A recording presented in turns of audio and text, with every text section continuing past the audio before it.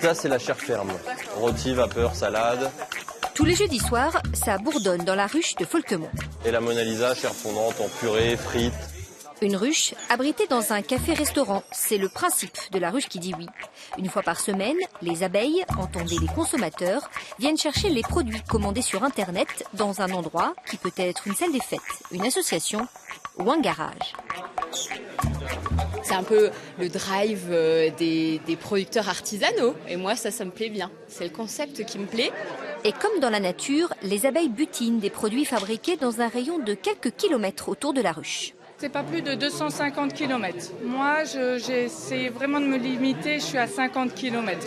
Et j'essaie de ne pas prendre plus loin pour qu'on reste vraiment dans le local. En plus, ils font des covoiturages de produits et du coup, cela permet aussi de diminuer la pollution. Florine, c'est la reine de la ruche. C'est elle qui gère toute l'organisation, la vente, le choix des producteurs, mais aussi l'animation du site internet sur lequel sont mis en vente les produits. Fille d'agriculteur, vivant avec un producteur de miel, ce fonctionnement en circuit court lui semble une évidence. De chez eux, les consommateurs peuvent faire leurs courses via le site internet sur un catalogue de produits régulièrement mis à jour. Pour Guillaume, maraîcher bio et soucieux de réduire son impact sur l'environnement, ce mode de vente lui convient très bien. Il fournit aujourd'hui 6 ruches autour de Metz.